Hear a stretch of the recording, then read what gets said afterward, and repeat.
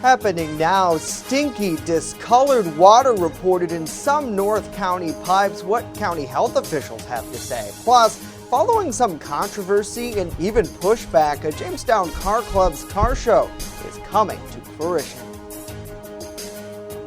Well, if you're not ready to say hello to fall just yet, we've got some more summer air on the way, but how long is it going to be here? We'll talk about it next as the news at noon starts right now. Live and on demand, this is WNY News Now. Residents in Fredonia might notice taste, odor, and discoloration with their water today. Thank you for joining us for WNY News Now. I'm Justin Gould.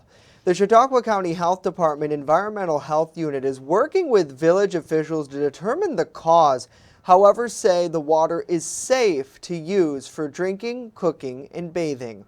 Flushing is now underway in Fredonia and the town of Pomfret, which will result in discolored water. As flushing continues, officials say increased bacterial monitoring will take place. An initial investigation found that the issue likely started after the village purchased solid water within the city of Dunkirk, purchased or sold water through this interconnection between the two municipalities. Water demand has increased significantly due to increase of students at SUNY Fredonia. Furthermore, the water temperature likely has gone up too, which could increase this cloudiness. It's anticipated that the majority of the capital project will be completed later this week or early next week, and the health department expects the water quality to improve throughout the village. A popular local bar and restaurant located in Jamestown has closed their doors. Coach's Corner Inn, located on East 2nd Street, announced in a Facebook post that they're closing their doors and putting the business up for sale. The post says that after long hours of thought and discussion, the establishment decided it's time to make a change. The company thanked everyone for their support over the past decade and wished their customers best.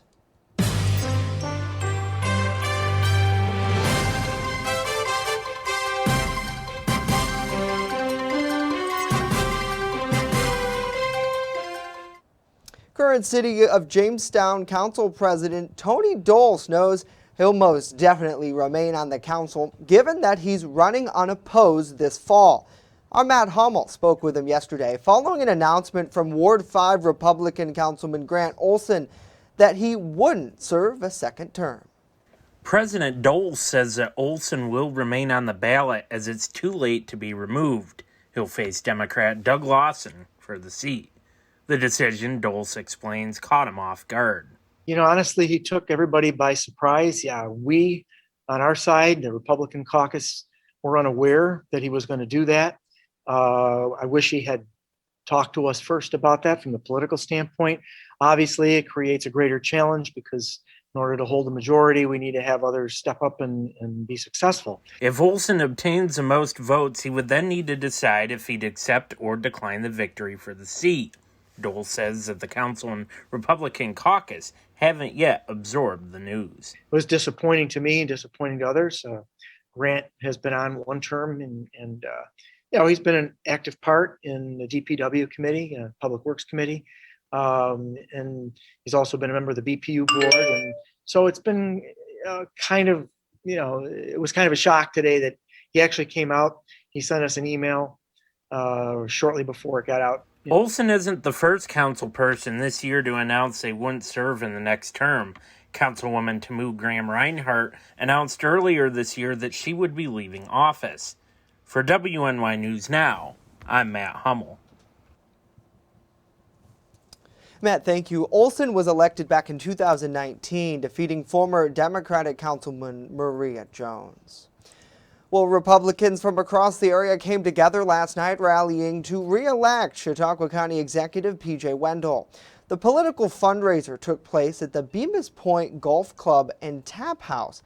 Now, those in attendance included Chautauqua County native and chairman of the New York State Republican Party, Nick Langworthy, who says that he's proud to support Executive Wendell.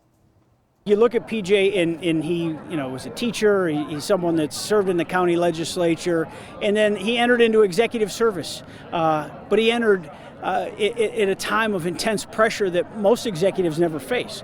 I mean, there's no playbook for how to, handle a global pandemic where our economy collapses, where businesses are forced to close. But he's done it. He hasn't injected politics into his response. He's just done the right thing. Wendell is thankful for Langworthy's endorsement and what he believes is a strong Republican ticket this fall. The executive previewed some of the topics that he will bring forward during his budget address to lawmakers next week, touting positive momentum the county is seeing post-pandemic. Well, after pushback from some in our community, a new type of car show will take place in Jamestown tomorrow.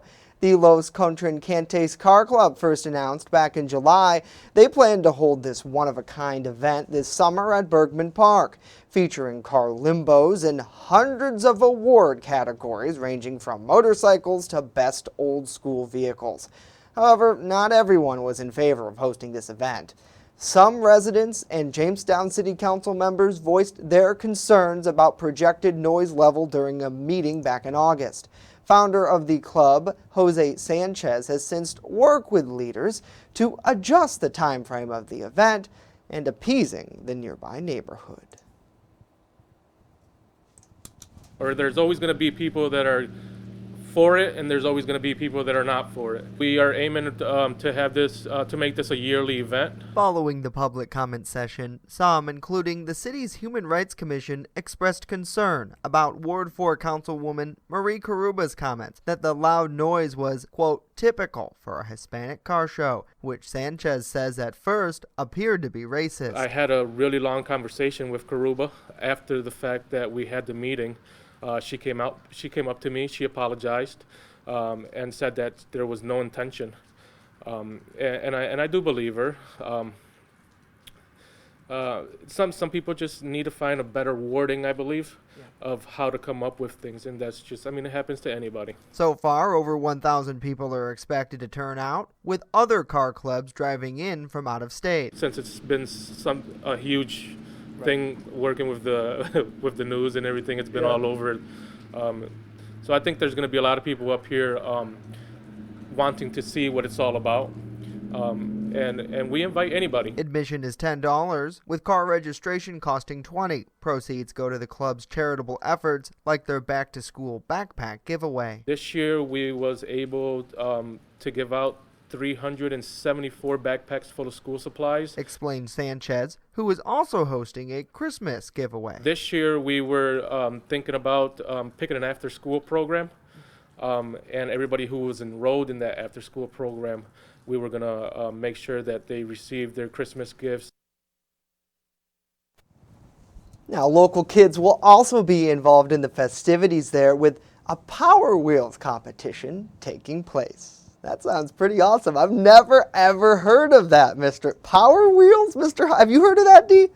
Well, I've heard of Hot Wheels. Right, but not a Power Wheels competition. Like, those big vehicles that kids would drive, big plastic, battery-powered things. That's really awesome. Let us know what you guys think about this and more in the comment section down below. Good to see Kathy. Good to see Jake and Cindy. Hopefully you're all having a wonderful Friday. And it's a beautiful Friday outside. Yeah, at least it's not raining, but we do have some sun and clouds at times, and it's warmer. 74 degrees at the Warren City Bank Skycam, and you can see some of those clouds abode over there, and that's really going to be the story through the day. Basically, just partly to mostly sunny through the area, but there will be some clouds coming in, especially at times through the afternoon. So the satellite and radar composite is showing you absolutely nothing, and that is a good news. There's nothing going on today, but there could be a chance for at least an isolated shower through the afternoon hours. We'll keep our eyes on it, but the chance is relatively small. 72 was the high yesterday, started the day at 62, 90 and 27 are the record highs and lows. So through the afternoon today, partly to mostly sunny. There is that slight chance for that rain shower, and it will be muggy, 77 to 81 with a south wind. Now the heat and the humidity continue through the weekend, but is there any signs of fall? We'll talk about it with that 7-day forecast later in the show. Justin. All right, Dakota, I certainly hope so, because I'm ready for this season. Thank you, sir. Well, the fight against coronavirus in Chautauqua County continues. This as more and more people seem to be getting ill this fall. Our Dante Roberts is joining us live and hearing more from local health leaders about where these infections are coming from. Dante? Justin, those not yet vaccinated are being blamed for the spike in new COVID-19 across Chautauqua County. According to the County Board of Health, who met yesterday, the County Health Department has reported spikes in new coronavirus cases over the past month across the county. As the numbers steadily increase, Chautauqua County Public Health Director Christine Schuyler is working to identify where the spread is coming from. In most states, she says, it is unvaccinated. I can tell you from speaking with some of the emergency room physicians, they say that it's obvious from presentation without even asking who's vaccinated and who's not vaccinated based on the symptoms and the severity of the illness that they're seeing when someone presents into the emergency room. And those who are not vaccinated are absolutely more ill. And that's what the trend that's being seen statewide and nationwide, again, really demonstrating that these vaccines do work. The health director says the county saw 71 new cases of the virus on Thursday, 424 people now actively sick, and 31 people in the hospital. The CDC still has our county in a high rate of transmission. I am hopeful that the public out there who has mild symptoms of COVID-19 at this time, or their kids do, we can assist in getting some more testing options out there for them. I think it's really important that we really decrease the load on our emergency rooms and urgent care centers right now with things that are not emergent and really aren't in need of emergency medical care. In the end, the group of health leaders agree vaccination will bring an end to the pandemic, as board member Betsy Kidder explains. Past 3 months, that was $5.7 billion for unvaccinated treatment, and 3.7 of that was just in August alone. So I can only imagine what September, October, November are going to feel like. So it's my goal now to really push vaccination and really explain and educate about it on the people who remain hesitant, as I don't see a pathway out of this cyclical mutation cycle and kind of death cycle without getting a greater proportion vaccinated. As for vaccinations, they continue to trickle in on the state's website, with New York's health department reporting 68,400 residents receiving their first dose. As of right now, 62,000 people are fully vaccinated. Live in the studio, Dante Roberts, WNY News Now. A newly approved policy in the Warren County School District is allowing some families to get around their state's mask mandate without something as basic as a doctor's note. This week's vote by the school board lets parents sign a form stating that their child has a medical or mental reason to not wear a mask with no need for a note from a doctor. That's because the school district said the mask order does not currently require that medical or mental condition to be substantiated by a health expert. If the state changes or clarifies the order, the district is warning parents they might need to require medical proof.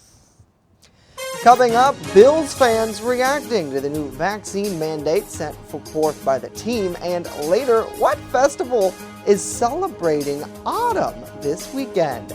Stay with us as WNY News Now continues.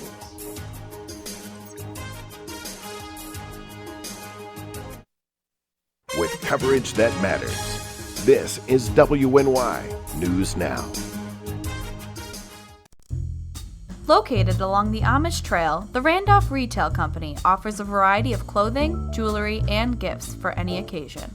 Offering uptown merchandise at small-town prices, our locally owned business balances quality and value. With complimentary gift wrap here at the Randolph Retail Company, we pride ourselves in personal service.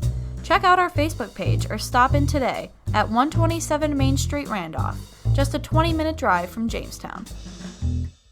EagleZip.com is your local one-stop shop for all of your home and business computer needs. Located on Fluvan Avenue Extension, just outside of Jamestown, EagleZip.com sells and services all brands of desktops and laptops, as well as servers and network equipment for your business. All new computer sales include transferring your data from your old computer, plus a 2-year warranty. Call EagleZip.com today. Stop by EagleZip.com today and let us make computers easy for you.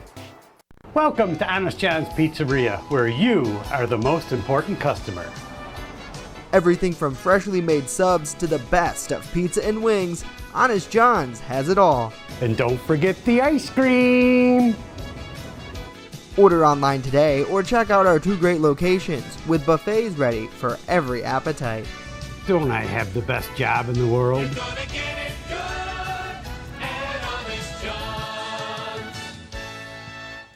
You're watching WNY News Now, where coverage comes first. New York Governor Kathy Hochul announced state actions yesterday in recognition of Hunger Action Month. The 4th round of the Nourish New York program, launched this month by Senator George Borrello's bill, adds an additional $25 million to distribute food in an abundance of emergency food providers. Now, with this funding, food banks statewide will honor the month by organizing food distribution, food drives, and other events. They'll also have the ability to distribute dairy vouchers to redeem in grocery stores, and can also purchase products directly from New York dairy and food manufacturing programs. A total of $85 million has been invested in Nourish New York to date throughout the 4 months of funding. Well, nearly a half a dozen local libraries across Chautauqua County are getting a financial boost thanks to a state grant. Senator George Borrello and Assemblyman Andy Goodell announced that this week. The 2 Albany lawmakers say 5 libraries from the Chautauqua-Cattaraugus system were awarded over $300,000 in state library construction grants to assist with renovations and construction projects. The Dunkirk Public Library, Myers Memorial, Patterson Library, Ripley Public, and Sinclairville Free Libraries all received funding. That funding, the lawmakers explain, aimed to help libraries better prepare for patrons who maybe have accessibility or mobility issues and modernize their facilities. Well, we've seen a common theme across many different venues in the country. More and more are requiring proof of vaccination before you're able to attend. And those looking to catch a Buffalo Bills game at Highmark Stadium will have to show you've been immunized against COVID-19. Elena Jonathan with our news partner Erie News Now has reaction from a Bills fan on this decision. I hear as of September 26th that's the case. Means fans in stadium. Bills fans looking to go to a game at Highmark Stadium will now be required to show proof they've gotten the COVID vaccine in order to attend. For some Bills fans, this has made them decide to sell their tickets to the next Bills home game because they don't agree with the mandate. For Bills backer of Erie President Jeffrey Johnson, he thinks it's a good idea. The 71,000 people that were there Sunday, I'm sure somebody had something. The masks started out okay, but the minute the first beer came along, they were all gone. Johnson encourages those who want to see the Bills play at Highmark Stadium this season to get their shot. Go get vaccinated. I did. Wasn't top of my list, but I did it. The Bills now join the Saints, Raiders, and Seahawks in requiring fans to have the vaccine. Johnson thinks this soon might be a league-wide policy. I assume that the NFL is going to get involved pretty soon. And so, do they set down a mandate for all games everywhere in the country or out of the country? Probably so. Elena Jonathan reporting, thank you. A weekend-long festival celebrating autumn kicks off today in Bemis Point. The Bemis Point Business Association is celebrating the changing of the seasons during their annual Fall Festival, which runs through Sunday. The celebration includes a street market with vendors, a petting zoo, open houses, live music, draw a leaf discount contests, along with seasonal food and drink. Now, among the highlights this weekend include some local entertainment, with the Porcelain Bus Drivers performing at the Bemis Point Golf Club and Tap House tonight at 5:30, Another popular band, Uptown Fever, will take the stage Saturday at 3 at the Bemis Point Park. Attendees are simply asked to bring a lawn chair. For more information and to see the full list of activities, you can check out their Facebook page. It's facebook.com/visit Bemis Point. Certainly looks like a lot of fun there. Let us know what you guys think about this and more in the comment section down below. And let's hope that they're going to have some good weather this weekend. For that, I think Dakota probably has some answers coming up in his full weather forecast, which we'll get to in a minute. But one of the big things that we talked about yesterday, Dakota, and we're getting even a better look today, is this renovations on the Doppler radar. Yep. And it's pretty amazing. Yeah, and I mean, you know, this is the reason why the Buffalo radar has been down. This is another picture that the Weather Service in Buffalo shared. That's the pedestal coming off the radar tower. And believe it or not, this thing right here, this incy-wincy, teeny-weeny thing, actually weighs more than the radome. The radome weighs, what is it, several hundred pounds? This thing weighs over 1,000 pounds. So go figure that out. And the radome is like, what, 40 times its size? It's ridiculous. But, you know, as we mentioned yesterday, the pedestal is a very important part. The radar dish sits on top of it, allows it to rotate, move up and down. The radar was installed in 1996, so it's original. The radar is all original, baby, but it's getting some well-needed TLC here. So hopefully we'll get it back next week. Jamestown back home tonight. They are taking on Frontier at Strider Field. 75 degrees at kickoff at 7 o'clock, down to 72 at halftime and 71 at the fourth quarter time. Now, there could be a couple scattered or isolated showers through the game, but really it's a small chance. The majority of it should hold off until after game time, but it will be warm, so I don't think you'll need jackets here tonight for the game either. Just a good amount of clouds downtown right now. 73, healthy southwest wind at 12. There's a dew point of 65. And again, we talk about it all the time. The dew point gets closer to the air temperature. The more humid it is, the harder it is for your body to evaporate that sweat off of you, as the air is just too moist. I know some of you don't like that word, but I'm sorry, I had to say it because it's truth. Mainly dry through the afternoon today. A feeble front arrives on Saturday, and it is feeble. It's not really going to produce much in the way of cooling, but it will produce maybe a brief shower early on Saturday morning. Then the sun returns for later in the afternoon on Saturday and into Sunday. So the temperatures really is going to be the story here over the next couple of days. Look at where the temperatures are over the next 5 days. We are in mid-September. Would you consider 80 a September temperature? Okay, it's happened before, but no, you really wouldn't consider 80 to be September weather, but that's what we've got on tap for Monday, and it looks like the fall air is going to continue through at least early next week. Notice I said early next week. There could be some signs of fall arriving. So high pressure setting across the northeast. This is the feeble front right back here that we're going to keep an eye on for Saturday, and that's going to produce maybe a few showers. But again, it's not going to be all day rain. It's mainly in the morning hours on Saturday. Should clear out for the afternoon. So let's take a look at where the temperatures are going for the afternoon hours. We're likely talking upper 70s through maybe 80, even down in Tidiute. Warmer air with an isolated shower possible. Now, I present the future. It's coming up on the screen. Now, 78 tomorrow, an early shower. Sun continues Sunday and Monday. Look at Monday, 80. Sun to clouds on Tuesday, and then maybe a couple rain showers on Wednesday. It looks unsettled there, but look at Thursday, 65 and a couple showers. That's fall-like weather. We'll take a break. Be right back.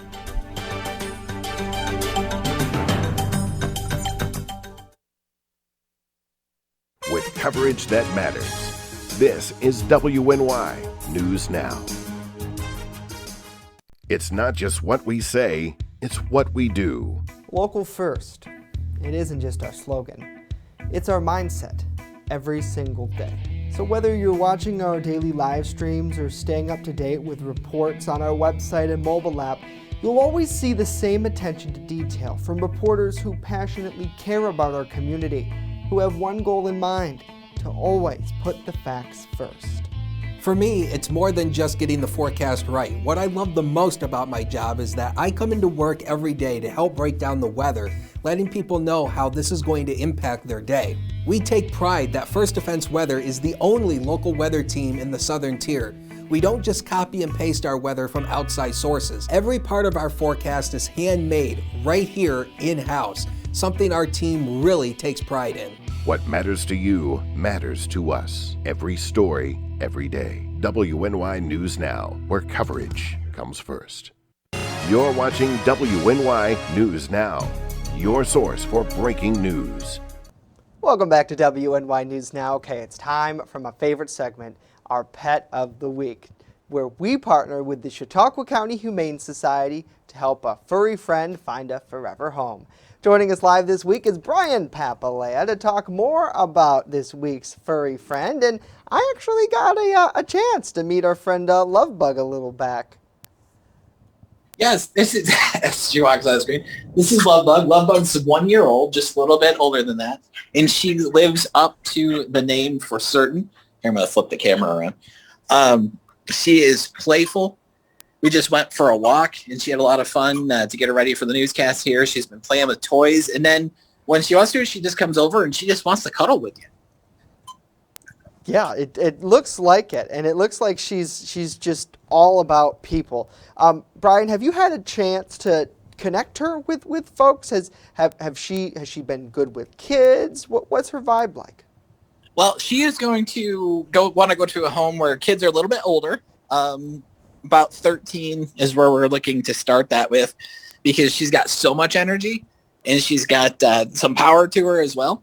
Right. And as you can see, she doesn't like to stop. Also a little bit with the, she might be she doesn't like to share that much. It's not, it would be a situation where the kids in the home would have to understand that she's going to want her space and, want her things and not want to share as much. So that's where the kid situation comes in. Right. Now and we've talked about that before here, where it's important to make sure you try to educate kids, and especially when you're getting a dog, this is some of the things that you should do, this is some of the things that you shouldn't do, and respecting personal space is a big deal for anybody.